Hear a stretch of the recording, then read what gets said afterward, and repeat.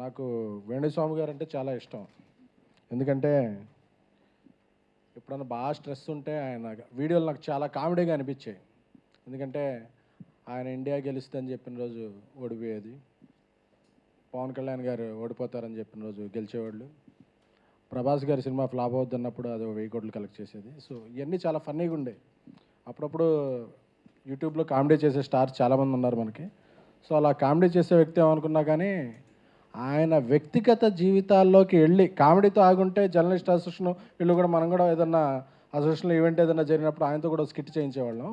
But ఆయన వెనకున్నది comedy చేయటం కాదు, ఇతరుల వ్యక్తిగత జీవితాల్లో చొరబడి ఆయన పాపులారిటీ పెంచుకోవటం అనేది లేట్గా తెలిసింది అందరికీ. అంటే ఎవరో సీరియస్గా తీసుకోవాలా. ఇంతవరకే సీరియస్గా తీసుకుంటే బాగుండేది. సరే ఏదో ఇలా పాలిటిక్స్లో ఉన్న వాళ్ళకి క్రికెటర్ల మీద ఇలాంటి కామనే కదా ఇప్పుడు అని చెప్పి అనుకున్నారు. సో ఒక జంట, ఒక సెలబ్రిటీ కపుల్ వివాహం చేసుకుందాం అనుకున్న ఎంగేజ్మెంట్ రోజే వీళ్ళు విడిపోతారు అనే భావజాలానికి, ఒక అసహ్యకరమైన భావ ప్రకటనకి జ్యోతిష్యం పేరుతో ఆయన లోకి వెళ్ళిపోయినప్పుడు, ఎందుకంటే ఈ మధ్య ప్రెస్ మీట్లో జరుగుతున్నప్పుడు నేను జర్నలిస్ట్ అసోసియేషన్ నుంచి ప్రొడక్షన్లోకి వెళ్ళాక నేను ఎప్పుడు వచ్చినా అందరితో మీడియా మిత్రులతో షేర్ చేసుకుంటాను. చూడండి ఆ ప్రెస్ మీట్లో ఇలాంటి క్వశ్చన్ అడిగినప్పుడు ఇలా అవుతున్నారు, ఇలా జరుగుతుందని చెప్పి. సో అందరూ కూడా ఈ ఇన్సిడెంట్నే అందరూ కూడా ఎందుకంటే ఒక కపుల్, ఎందుకంటే శుభమాన పెళ్లి చేసుకుంటుంటే ఎప్పుడైనా సరే మనం ఎవరైనా సరే సుఖీ భవ అంటాం, అంతేగాని ఇంకేదో అనం. అది అనేది సంస్కారం. ఎందుకంటే జ్యోతిష్యం ఇలాంటివన్నీ శాస్త్రీయత ఉందా లేదా అన్న వాటిని మన పురాణాల్లో గొప్ప శాస్త్రాల కిందే చెప్పారు. సో వాటన్నిటికీ సంస్కారం ప్రధానం. కానీ సంస్కారం లేకుండా నిన్న ఆయన వీడియో ఏదో చూశాను, బ్రాహ్మణులందరూ సపోర్ట్ చేయాలి. వీటి కులాలు ఏంటండి? అలా అయితే ఇప్పుడు ఆ పెళ్లి చేసుకునేది ఒక బ్రాహ్మణ యువతే కదా, తప్పు కదా. అసలు కులాలేంటి, మతాలేంటి అంటే నేను చాలామంది సెలబ్రిటీలు చూశాను. లేదండి మాకు ఇలాగా ఈ పూజ చేయిస్తే ఇలా అన్నారండి, ఈ పూజ చేయిస్తే ఇలా అన్నారండి, ఈ పూజ చేయాలి ఇస్తే అది ఎవరు వ్యక్తిగతం, వాళ్ళకి ఇష్టం ఉంటే పూజ చేయించుకుంటారు, లేకపోతే లేదు. బట్ చూసిన చాలా వీడియోల్లో చాలామంది మనోభావాలు దెబ్బతింటమే కాదు, ఒక వికృతమైన పోకడది. వీళ్ళు విడిపోతారు, ఒక 2 ఏళ్ళలో ఒక టాలీవుడ్ హీరోలో ఒక చచ్చిపోతాడు. ఏంటిది అంటే ఎంతోమంది భయభ్రాంతులు చేయన. ఇప్పుడు మనం చెప్తుంటారు, ఇప్పుడు ఎలాంటి అంటే మనకు అప్పుడప్పుడు ఫోన్ వస్తుంది, ఎయిర్పోర్ట్లో బాంబు పెట్టారంట అని చెప్పి. అది ఫేక్ కాలే అవుద్ది, బట్ భయపడతాం, అందరూ అలర్ట్ అవుతాం, అందరూ సెర్చ్ చేస్తారు. సెర్చ్ చేసిన తర్వాత ఆగతాయని పట్టుకుని జైల్లో వేస్తారు. అలాంటి ప్రక్రియ జరగాలి. లేకపోతే ప్రతిసారి ఆ హీరో చచ్చిపోతాడు, ఈ హీరోయిన్ చచ్చిపోద్ది, లేకపోతే విడిపోతారు, ఈయన ఓడిపోతాడు అంటే చాలామందికి ఇబ్బంది కలుగుతున్నాయి. సో పొలిటికల్ ప్రెడిక్షన్స్ వీటిని మనం వాళ్ళ విజ్ఞతకి వదిలేసిన, ఇక కుటుంబాల మధ్య కూడా ఒక వివాహ వ్యవస్థలో కూడా ఇటువంటి పర్సనల్ జీవితాల్లో కూడా జ్వరపడుతున్నప్పుడు జర్నలిస్ట్ అసోసియేషను, ఎందుకంటే జర్నలిస్టుల సంక్షేమం కొరకు, అలాగే ఫిల్మ్ ఛాంబర్, డైరెక్టర్ అసోసియేషన్,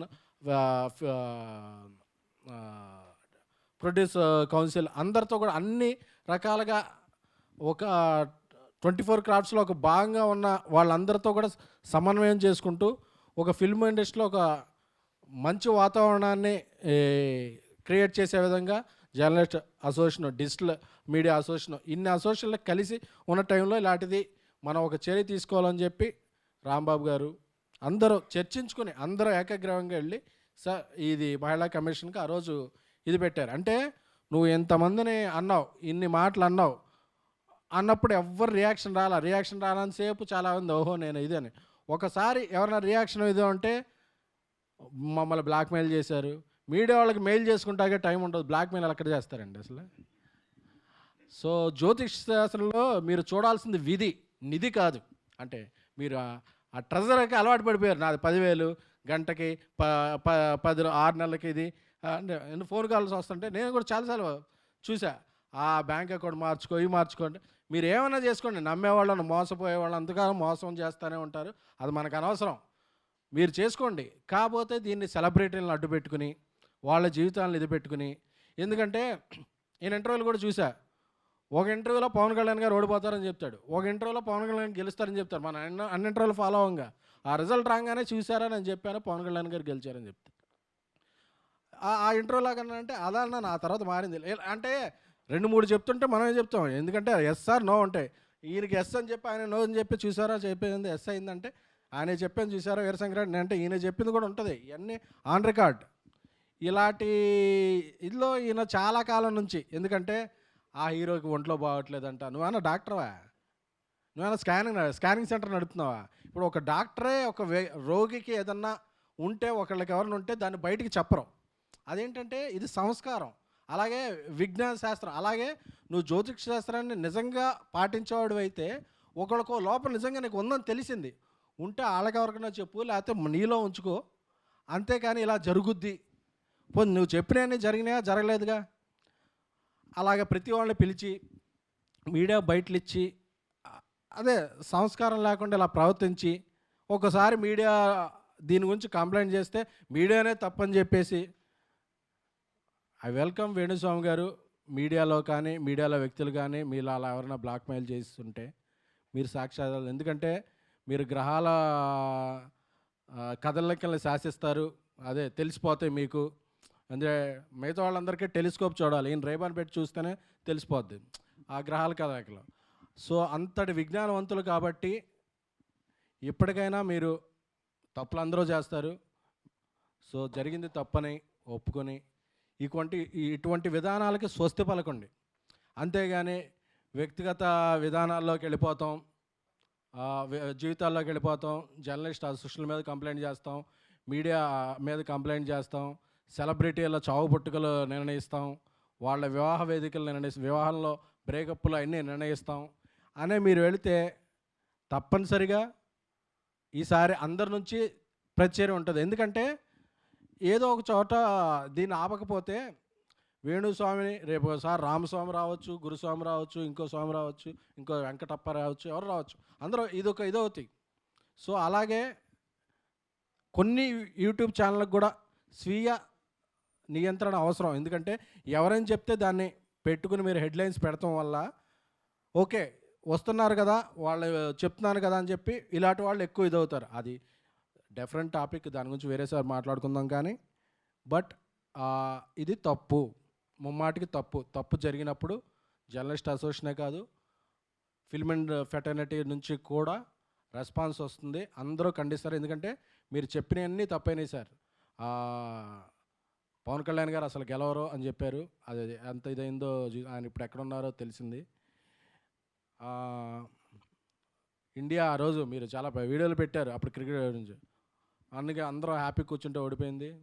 అలాగే ప్రభాస్ గారి సినిమాలు అస్సలు ఆడవని చెప్పారు, చాలా అభిమానులు. అసలు ప్రభాస్ గారు ఎప్పుడో ప్రెస్ మీట్ రారు, సోషల్ మీడియాలో ఉండరు, ఆయన పెద్ద యాక్టివ్గా ఎవరితో ఇదవరు, ఆయన పని ఆయన చూసుకుంటారు. ఆయన అభిమానులు కూడా చాలా బాధ పెట్టారు. తీరా చూస్తే ఇండియాస్ బిగ్గెస్ట్ హిట్ అయింది ఈరోజు కల్కి. సో ఇవన్నీ కూడా మీరు ఎన్ని తప్పులని తెలిసినా ఇక పెళ్ళిళ్ళు వీటిలో కూడా అంటే ఏదో ఒకటి నిరూపించుకోవాలని చెప్పి ఒక 3 ఏళ్ళు టైం పెడితే 3 ఏళ్ళలో డిస్కషన్ పాయింట్ అవుద్ది. కానీ ఇలాంటివి చేయకండి సార్. ఎందుకంటే జ్యోతిష శాస్త్రమే కాదు, ఏ పురాణాలు, ఏ ఇతిహాసాలు, ఏ భారతం, ఏ రామాయణం, ఏ శాస్త్రం కూడా మనిషిని మనిషిగా గౌరవించు, వీలైతే మంచి చేయంటే తప్ప అతను చావు పుట్టుకలు నువ్వు చెప్పలేవు. అంత శాస్త్రం తెలుసుకున్న వాళ్ళైతే ఇప్పుడు వీటిలో మీరు జైలుకి వెళ్తారా వెళ్ళరా, మిమ్మల్ని ఎవరన్నా బయట ఎలాంటి చెప్పినా ఫ్యాన్స్ కొడతారా కొట్టరా, ఇలాంటి ఒక పోల్ నిర్వహించండి. దాంట్లో ఏం వస్తుందో చూసి అది రిజల్ట్కి ఏమవుద్దో అది చూడండి ఒకసారి. ఎందుకండి బాగుందాం, అందరం బాగుందాం. మీకు అలాంటివి నిజంగా విద్యలు తెలుసుంటే దాన్ని మంచిగా ఉపయోగించండి.